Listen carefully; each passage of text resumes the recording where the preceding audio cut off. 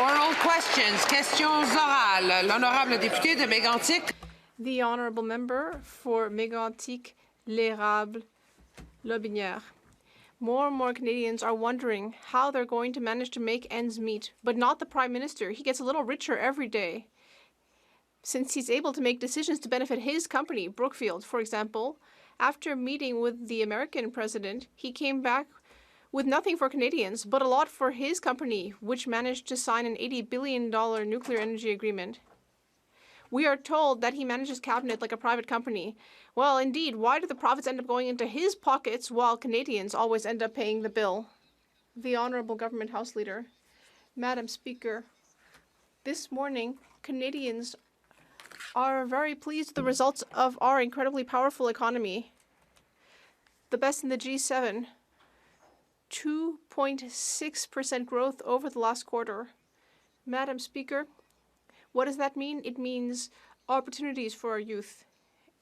It reflects our defense investment, our economic investments. It's the result of our hard work with the provinces to meet the economic ambitions of all of Canada.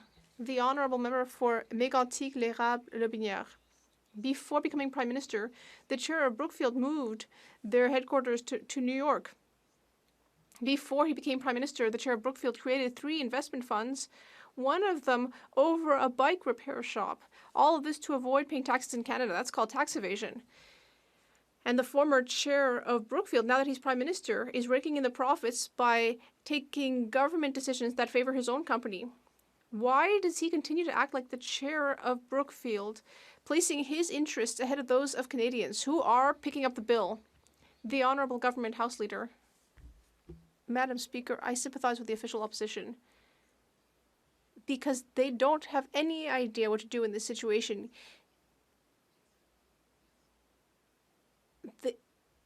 Every day, practically, the other side of the House is left having to deal with the fact that we're having amazing economic growth, that we're getting results. For example, this morning we heard 2.6% growth over the last quarter. That means jobs. That means rural economic development. The results are in, Madam Speaker. We are building Canada strong.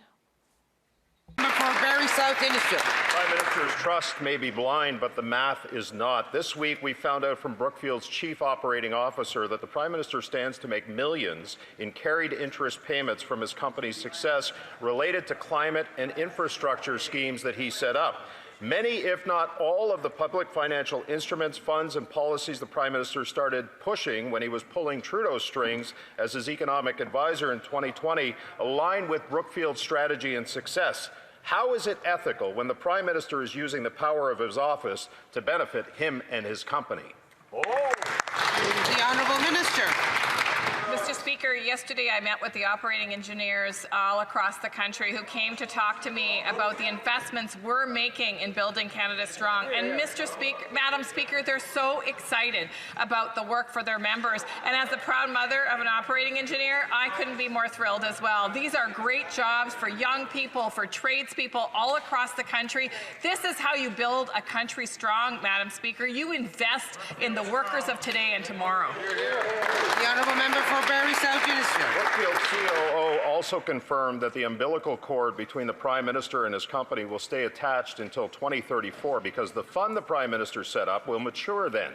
That means if it does well, he does really well. But here's the problem. He knows full well what's in his blind trust and is using the power of his office to promote policies that benefit his company and him. AI, modular housing, carbon capture, nuclear, and the transition model of public risk for private return he set up while advising Trudeau will make him millions. How is this ethical, if not illegal?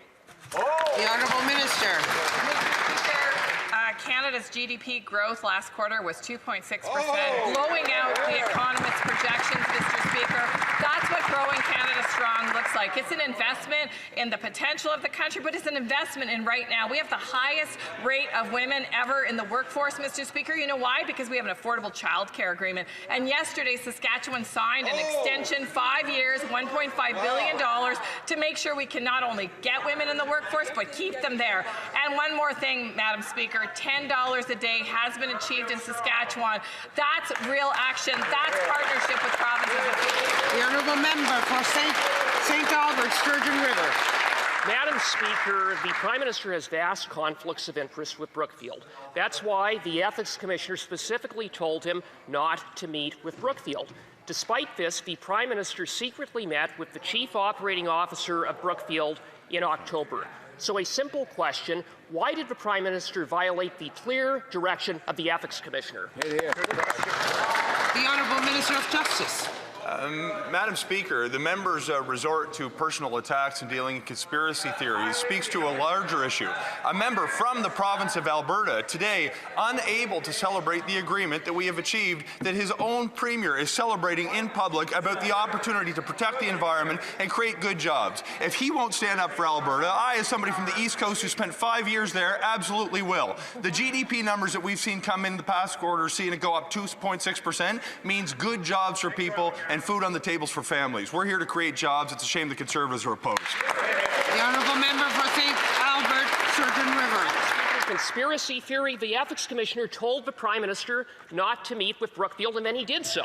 Now, this is a Prime Minister that was the chair of Brookfield and who stands to make tens of millions of dollars from in future bonus pay and from stock options.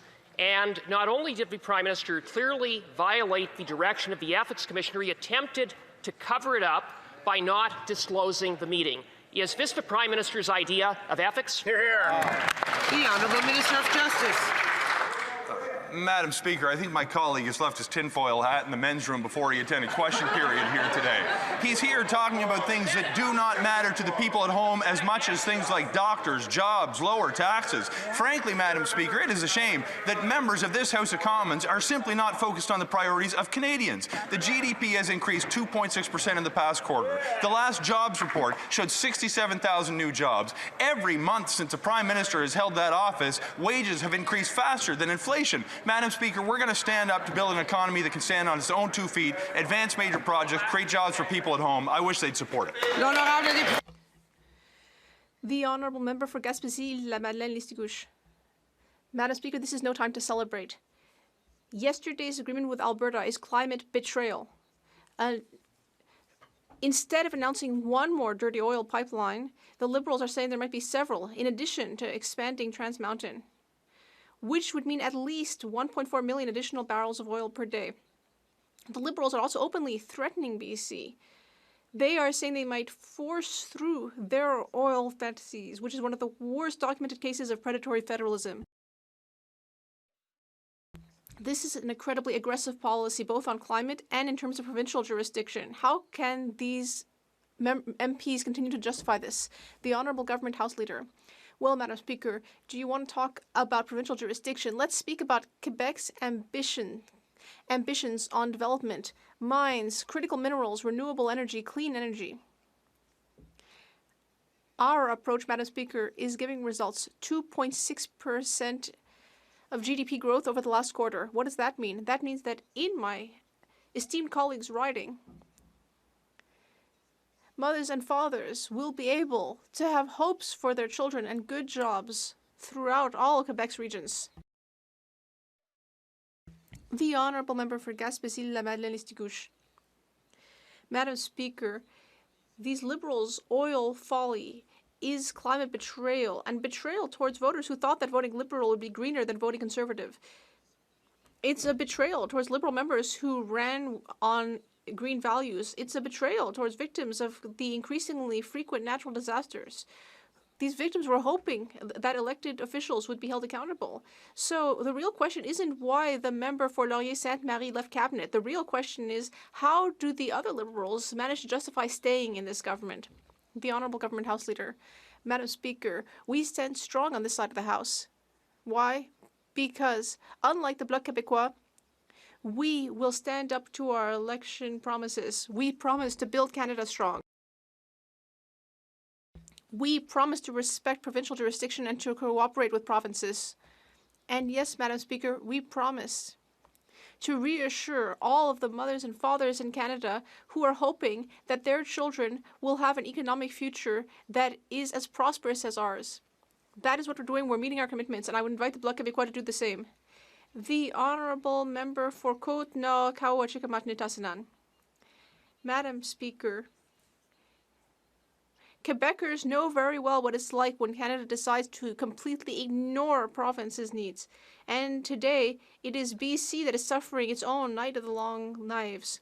The Liberals in Alberta decided to sign an agreement without BC to force it to accept a pipeline, claiming that it's for national interest reasons. Quebecers should start worrying because the federal government has wanted to add a pipeline along the St. Lawrence for over 10 years. If this is what the Liberals are doing today, are they planning to do the same thing to Quebec? The Honourable Government House Leader. Madam Speaker, this morning I got good economic news. 2.6% GDP growth. And you know what BC is not saying? Oh, we need the Bloc Québécois to defend us. We will work closely with BC. We will do so because we have a duty to consult and respect BC First Nations. That is what we're going to do. We are going to do all of that, Madam Speaker, and we don't need the help of the Bloc Québécois, which only wants to split the country. And Clark. The Prime Minister's priorities are clear. He has gone from elbows up to putting his hands in the air and saying, who cares when it comes to negotiating for Canada. However, he's still working hard for the interests of Brookfield. Right. We learned in the recent budget that the Liberals are giving $500 million to the European Space Agency. Unreal. Guess who owns 50% of the UK campus where those funds are going? You guessed it right, Brookfield. Oh, no. Why does this Prime Minister continue to put his financial interests above the interests of Canadians? Brookfield strong. The Honourable Parliamentary Secretary. Madam Speaker, let me remind the member that we are doing very, very well. We woke up to tremendous news this morning, and he can rest assured that our government is entirely focused on building on our economy and on supporting industries and workers that require our help. We were elected to build Canada, and that's exactly what we're doing. Thank you, Madam Speaker. Member for Northumberland Clark. We continue to hear these old, tired lines from the so-called new government. They tell us again and again, Canadians have never had it so good. Here's the reality. Food bank usage is at record rates, over 2 million per month. Meanwhile, Brookfield stock has gone up by over 20% since the Prime Minister got elected. Maybe that's just a coincidence. Why do Canadians have to continue to suffer while Liberal elites get wealthier and wealthier? Brookfield strong. The Honourable Parliamentary Secretary. Madam Speaker, let me remind the member who comes from the same province that I do that we're actually helping invest in Darlington New Nuclear Project in Bowmanville. It's a project that is going to build 4 new small nuclear reactors, the first of its kind in the G7.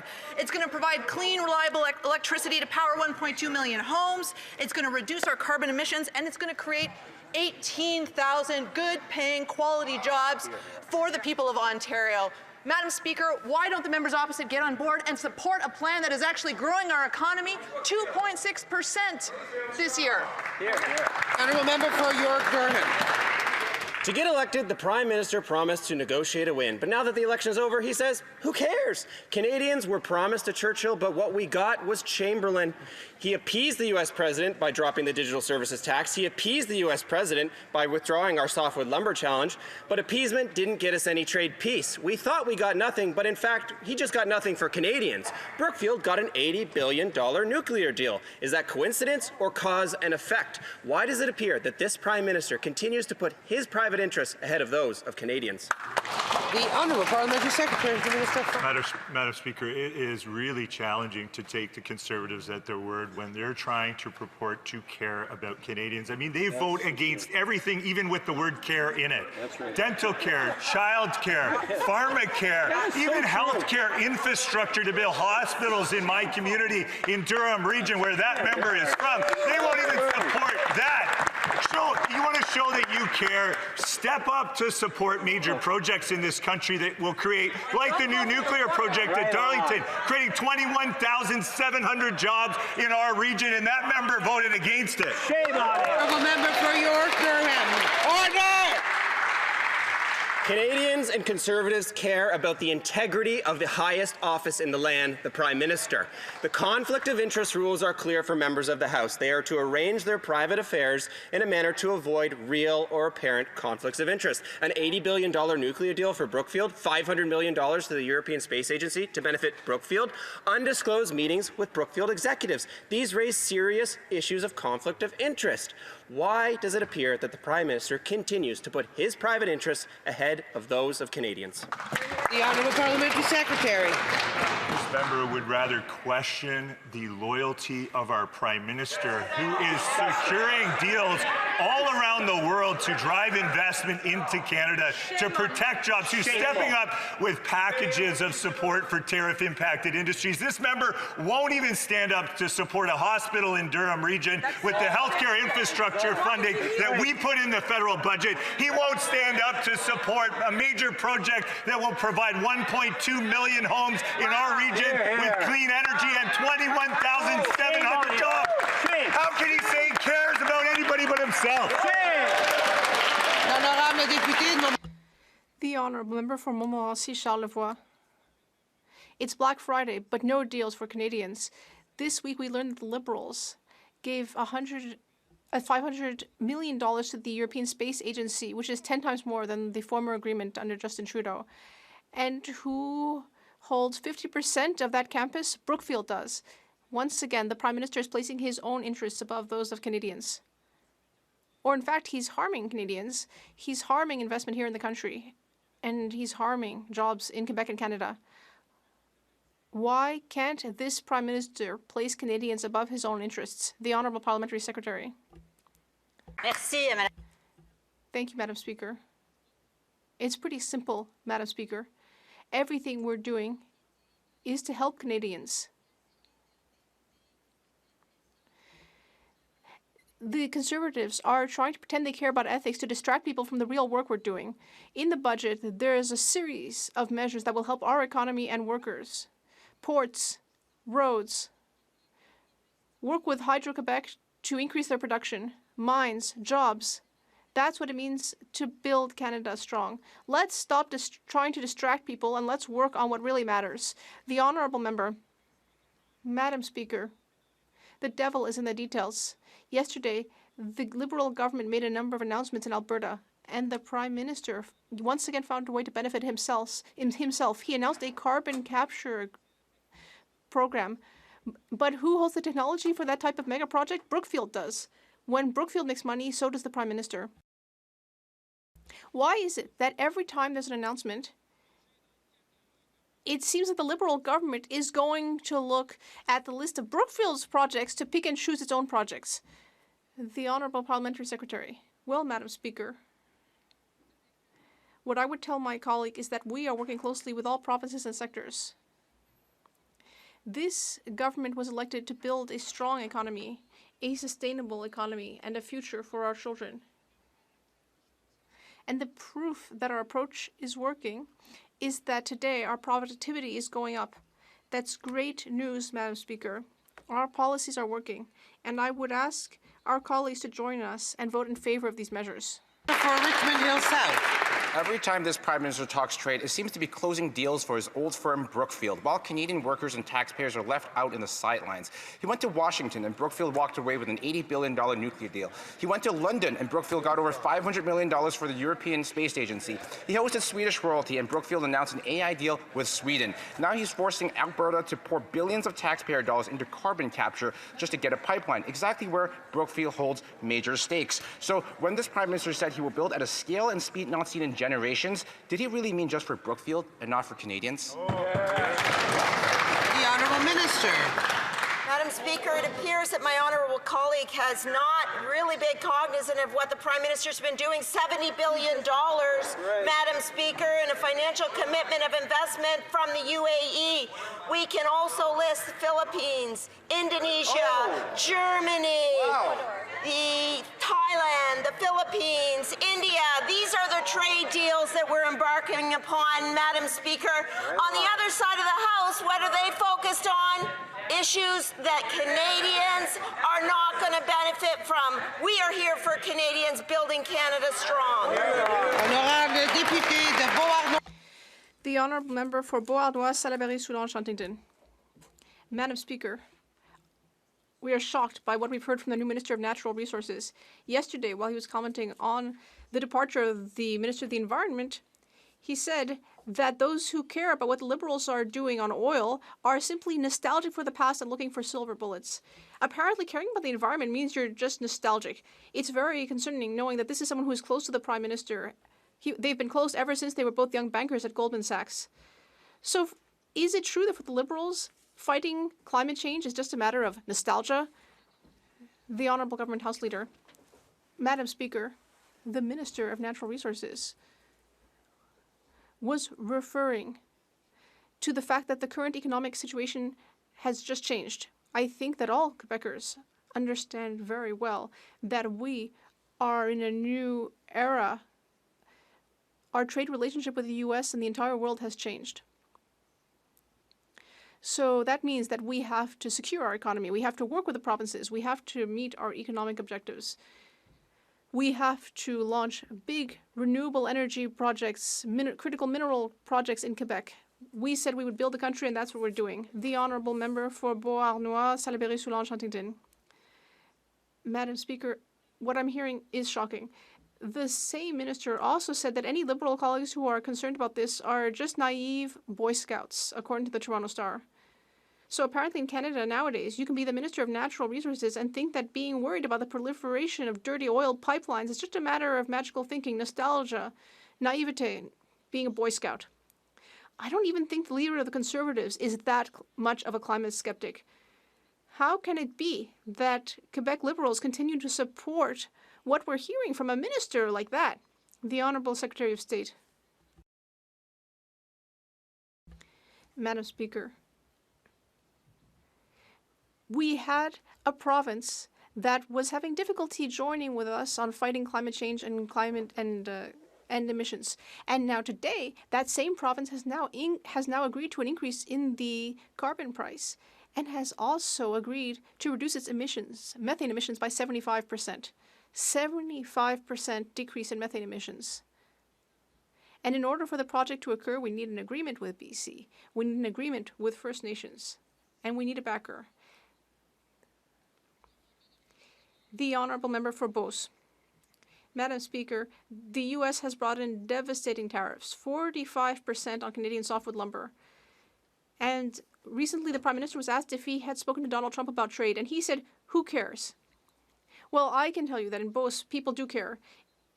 8,000 jobs depend on softwood lumber in Chaudière-Appalaches. Those people definitely care.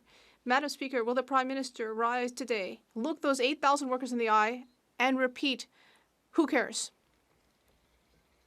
The Honourable Parliamentary Secretary. Thank you, Madam Speaker. In rural areas, we need our forestry workers. We need our Canadian softwood lumber. We are all proud of that sector in Canada. In my own riding, I have proud forestry sector businesses. This week, we announced significant measures to support that sector. We know that these times are very difficult. And when that happens, we support each other, which is what we are doing to support the forestry sector. We will settle these problems with the U.S. Meanwhile, we will help the sector. The honourable member for Beauce. Unlike the Prime Minister, Madam Speaker, we care about the softwood lumber sector. What the sector needs is not a loan program. That won't replace the $780 million of salaries that are currently being received in the region. The Prime Minister promised he'd reach a deal with the Americans, but instead things are getting worse. Companies don't need loans. They want a trade agreement with the Americans. That's the key market for their sector. So will the Prime Minister stop saying, who cares? Will he sign a softwood lumber deal with the Americans? Yes or no? The Honourable Government House Leader. Madam Speaker, I will not listen to the Conservatives on the matter of softwood lumber. We are in a trade war, Madam Speaker. And when it comes to softwood lumber, that trade war has been going on for decades. We are here to help people. Unlike the Conservatives, we are supporting workers. We are supporting our businesses. We are modernizing and diversifying our products. And we are ensuring that Canadian softwood lumber is used in our major housing projects in Canada. That's what we're doing. Prince George. In 2006, our Conservative government negotiated an end to the longest softwood lumber war. We negotiated a 10-year agreement with a 1-year grace period, which this government squandered. These Liberals have failed to do this in 10 years. 10 years! Thousands of jobs. Over 30 mills closed in the province of British Columbia. The Prime Minister ran an entire election on a false premise that he was a man with a plan, that he could get the job done. Now he says, who cares? As our lumber industry is crippled and communities are decimated. The Honourable Parliamentary Secretary. Madam Speaker, we are in a trade war. We are in a very difficult situation, and in that situation, this government is standing with those affected workers.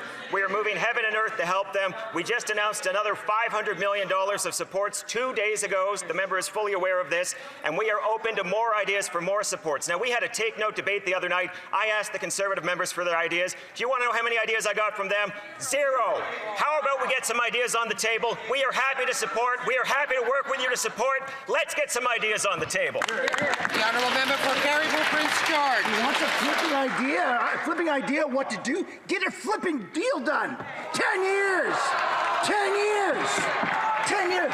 Madam Speaker, another week, another mill closure in my riding. That's 100 direct and indirect jobs lost. That's hundreds of thousands of taxes for our municipalities. That's $1 million of taxes from our community of 100 Mile. Do you want to know who matters, Madam Speaker? It's the families that lost their jobs. That's who matters.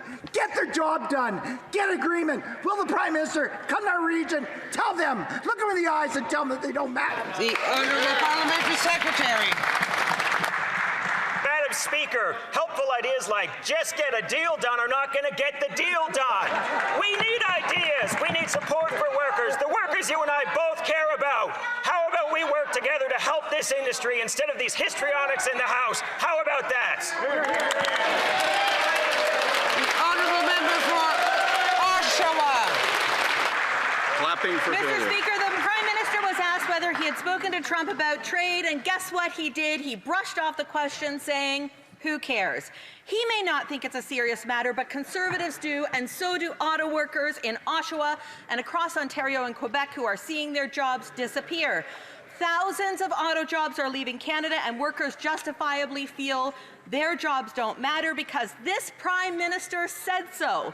So if the Prime Minister won't fight for Canadian auto workers, then who is he fighting for? Brookfield? Honourable Parliamentary Secretary. Madam Speaker, I would like to ask this member what she cares about. Does she care about health care, access to critical care and health care in our region? Because she voted against Budget 2025, including the Healthcare Infrastructure Fund, which will fund hospitals and healthcare facilities all across Canada, including in Durham region. Does she care about 21,700 jobs at the new nuclear project in Darlington? Because she voted against that as well, Madam Speaker. It's clear that she doesn't care about our region. The Honourable Député de Terre. The Honourable Member for Terrebonne. Madam Speaker, NATO has long been a cornerstone of international rules-based order that has delivered peace and stability since the Second World War. Next week, our allies and partners will meet in Brussels to address the conflicts and challenges facing our alliance. Can the Minister of Foreign Affairs inform this House how she plans to represent Canada and work with our allies to advance our interests ahead of this important meeting? Bonne question. The Honourable Minister of Foreign Affairs. Madam Speaker, I'd like to thank my honourable colleague for this question. And next week, I will be at NATO to discuss very important issues with our allies, for example, Ukraine, the Arctic, and our collective defense. With an investment of $80 billion in the 2025 budget, we are here for the Canadian Armed Forces and our defense sector. Canada will always do its part for the collective defense of our country and the protection of our country. Parkland. Madam Speaker, yesterday the Prime Minister promised Canadians a pipeline. Maybe, someday. He's not sure. Meanwhile, the Environment Minister can't even say the word pipeline, and another minister just jumped ship. This isn't a grand bargain, it's a grand ransom. The only thing certain is that Canadians' industrial carbon taxes are going up. Canadians have sacrificed a lot, and all we've received so far are vague Liberal promises. Will the Prime Minister tell us what year we will see shovels in the ground on a new oil pipeline to the West Coast? Hear, hear. The Honourable Leader of the Government in the House. Madam Speaker, we had yesterday a very comprehensive display of meeting the ambitions and meeting the moment in Western Canada, in Alberta, making sure that we have a better path to fighting climate change, a higher price on industrial carbon. Premier Smith has signed on to a radical set of new measures to make sure we have clean electricity, to make sure we build data centers, to make sure we build nuclear energy. And you know who's going to do all that? Canada's building trades people, the men and women of Canada's building trades. We're going to be building Alberta strong, building Canada strong. The Honourable Member for Parkland. Thank you, Madam Speaker. Notice he didn't say pipeline. As part of the Great Ransom, taxpayers will be required to invest billions to pump air into the ground. Meanwhile, by pure coincidence, I'm sure, the Prime Minister's company, Brookfield, is the largest investor in carbon capture company Entropy. The Prime Minister is using taxpayers' funds to underwrite his company's investments. Brookfield's $300 million investment in Entropy is already backed by $200 million in taxpayers' funds. That's not Canada strong, that's Brookfield strong. How much does this Prime Minister stand to gain by forcing Canadians to fund his carbon capture projects? The Honourable Parliamentary Secretary. Madam Speaker, tinfoil is actually made of aluminum, so I'd like to thank the member for her first act supporting that sector in this House. The facts of the matter are this. Yesterday we announced an MOU with Alberta that increases economic prosperity for this country, that increases environmental sustainability and the durability of environmental action in this country, and it makes us less reliant on the United States. That's a good day for Alberta. That's a good day for Canada. I welcome the member's office to get on board. The member for Abbotsford South Langley. Madam Speaker, this week we saw reports that the BC Liberal caucus is seething, anxious, and angry of the Prime Minister's pipe dream to the Pacific Coast. To keep them quiet, he even gave the BC Premier a veto on the project and will increase the industrial carbon tax that will only make everything worse.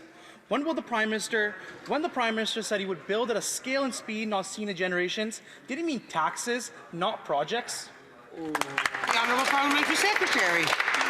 Madam Speaker, yesterday was a great day for Canada because it got us onto a better course of action and a more common ground in confederation between Alberta and Canada, which will also lead to a better course of action across the entire country.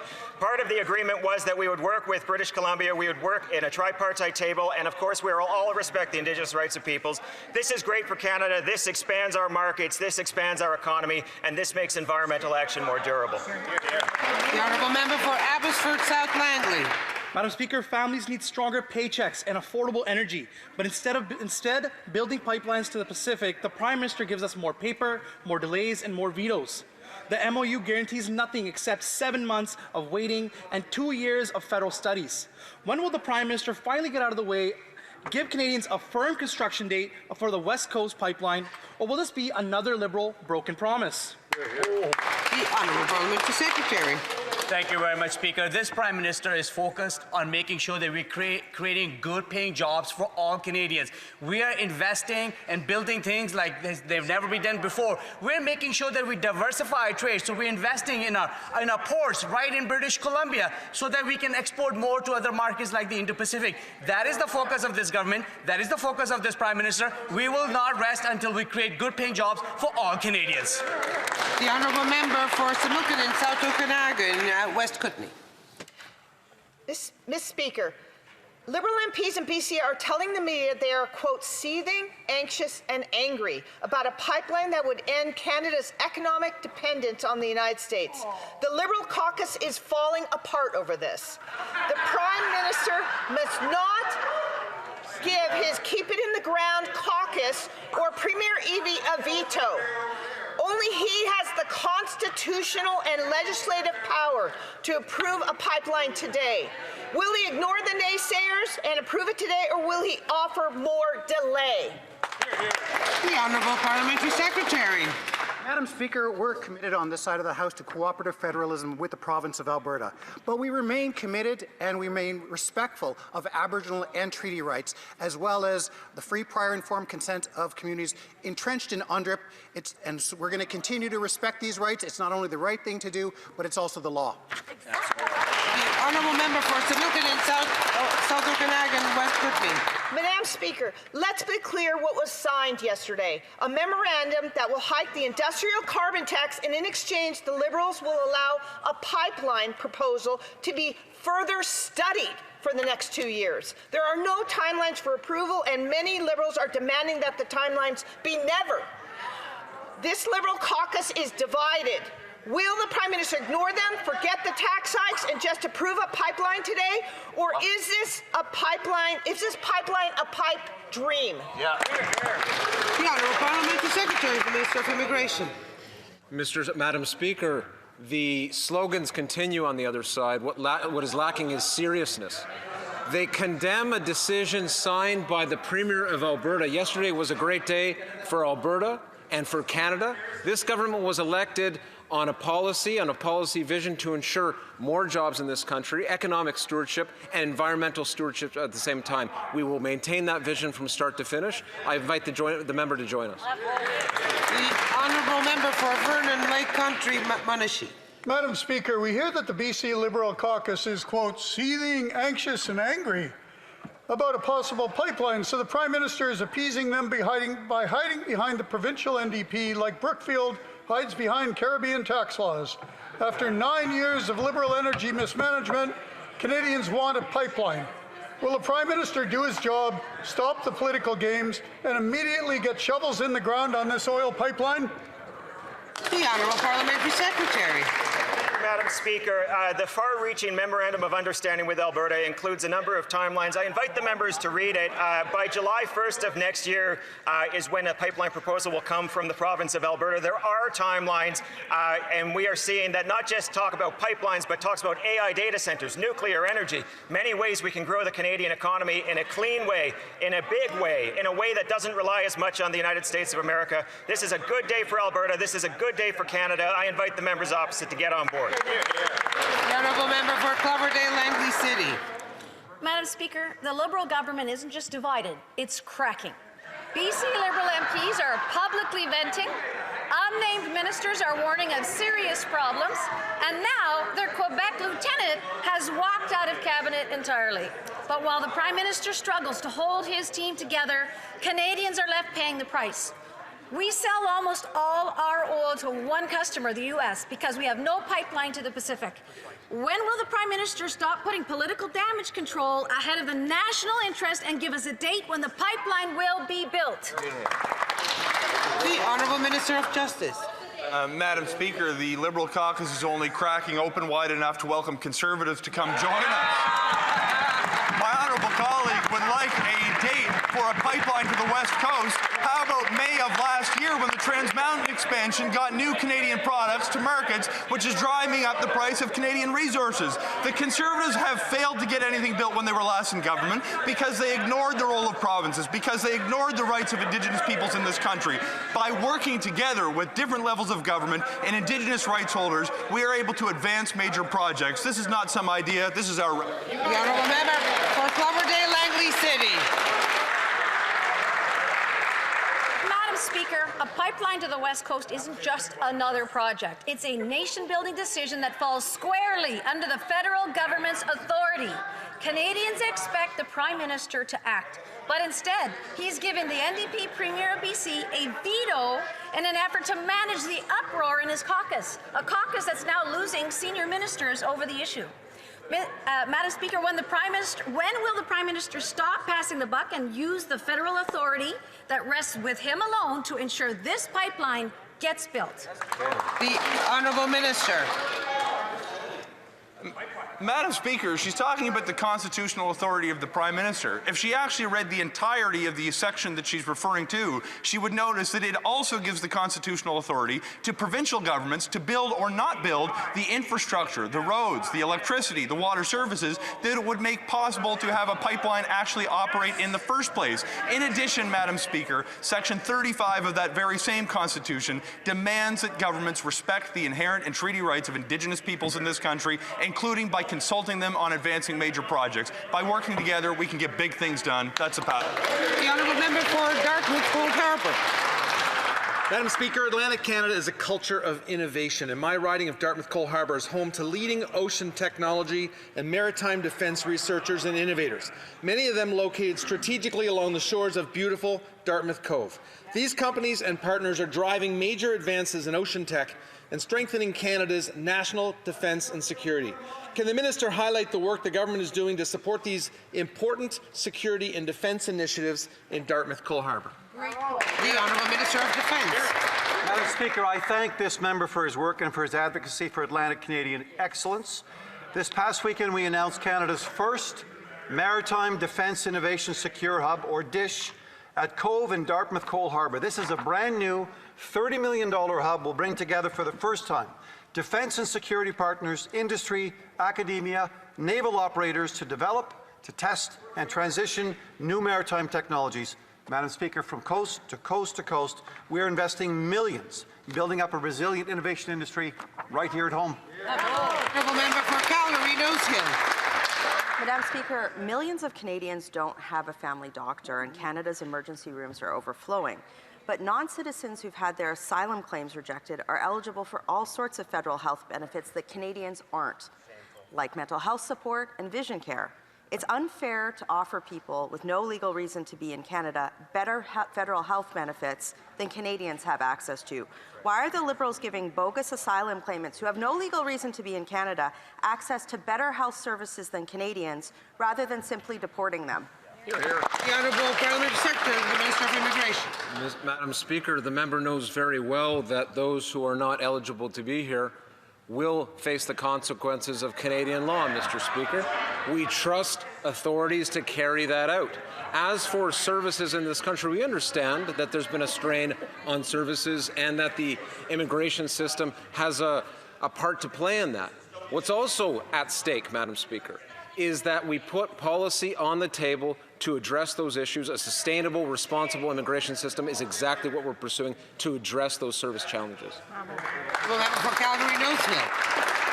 People with no legal right to be in Canada should not have access to federal health benefits. Right. Yes. The Liberals have given a Dutch Somali national who gave multiple false names and birth dates to immigration officers, have also lied about being in a polygamous marriage, yet another chance to stay in Canada.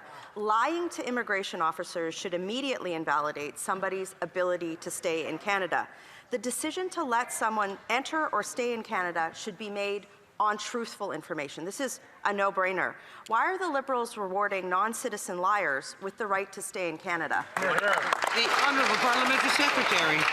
Madam Speaker, I say this with all due respect. This is the immigration critic for the Conservative Party for almost 10 years. She knows very well that when new information comes in, it can lead to the cancellation of existing visas that allow individuals to be here in the first place. And so when we understand these matters, we leave it in the hands of authorities to address those matters. On this side of the House, we are continuing to be seized with the importance of ensuring a sustainable, responsible immigration system that's focused on the economy from the beginning to end, Madam Speaker. The Honourable Member for Calgary, Nose Hill. Well, in that case, the government found out that this person was a polygamist, lied about it, and still let them stay here. So, Mr. Speaker, we also this week heard the Liberals argue against my bill, which would remove the ability of activists, judges, and lawyers to give leniency to non-citizens convicted of serious crimes like sexual assault. And for a non-citizen, being able to stay in Canada should be considered a privilege, not a right. Non-citizens convicted of sexual assault or those who were caught lying about polygamy shouldn't be rewarded with this ability to stay in Canada. They should be removed. It's a no-brainer. Honourable Parliamentary Secretary. The member is or should be aware of the landmark Supreme Court decision of 2013 that says that the courts and judges in particular can take note of the immigration status of an individual, but cannot use that to condition sentencing in a way that would avoid immigration consequences, Madam Speaker. This is not a serious question, Madam Speaker. The point is that if we're going to do immigration policy seriously in this country, we have to make sure that we allow... The honourable member for Markham-Stouffville. Madam Speaker, Canada has what the world needs and wants: the best educated workforce in the world, free trade agreements with every G7 country, an abundance of natural resources, world-class innovators, entrepreneurs and exporters. And thanks to Budget 2025, Canada will have the lowest marginal effective tax rate in the G7. Unlike the members opposite, I'm proud to have voted in favour of a budget that will boost productivity and attract investments. Can the Parliamentary Secretary remind this House exactly what those who... The Honourable Parliamentary Secretary to the Minister of Finance. Speaker, that the Conservatives will talk down our industries and workers every chance they get. That may help generate clicks and fundraising emails, but it won't build Canada strong. So while they're in the business of saying no, we're in the business of saying yes. Yes to productivity tax deductions for businesses. Yes to making it easier for Canadian companies to invest in machinery, equipment, and technology to help them grow and thrive. Yes to catalyzing investments to supercharge productivity in Canada. When we say yes to Canada and to Canadians, Conservatives say no. Maybe that's why Canadians keep saying no every time the Conservatives... The honourable member for Vaughan Woodbridge. So every time the Prime Minister talks trade, it seems Brookfield comes out ahead and Canadians get left behind. Travels to Washington, Brookfield got an $80 billion nuclear deal. Traveled to the UK, Brookfield got money from the EU Space Agency. He hosts Swedish royalty in Canada. Brookfield announces an AI deal even before they land back in Stockholm. Now he's forcing Alberta to put money into carbon capture programs in exchange for a pipeline. And guess who has a major stake in the sector? Brookfield. Madam Speaker, when he said he would build at scale not seen in generations, did he really mean just for Brookfield? The Honourable Leader of the Government in the House. Madam Speaker, on this side of the House, count us a little perplexed as to the approach of the Conservatives in question period today. First, we have the news of 2.6% growth in our economy, which leads all published data in the G7. We signed a landmark agreement with the province of Alberta yesterday that will secure an economic future for families, for children, for people looking for jobs, and an economic future across the prairies and into British Columbia. Madam Speaker, it is shameful that this Conservative Party sets up their tinfoil hats. Honourable member for Nunavut. This summer, a cargo ship went aground in the Franklin Strait, a rare occurrence. With climate change, the Northwest Passage has become more accessible. Nunavut relies heavily on ship diesel, and the risk of damaging the pristine waters is increasing. Mapping the seafloor will ensure more predictable navigation. Will the minister commit to funding Arctic bathymetry as a multi-use project to keep Canada's sovereignty over the Arctic? The Honourable Government House Leader. Now, the Honourable Minister of Foreign Affairs. Madam Speaker, with our Arctic foreign policy, we are continually ensuring that the sovereignty and the livelihood of the Arctic is protected. That is why we are putting on the table $80 billion for defense spending. In conjunction with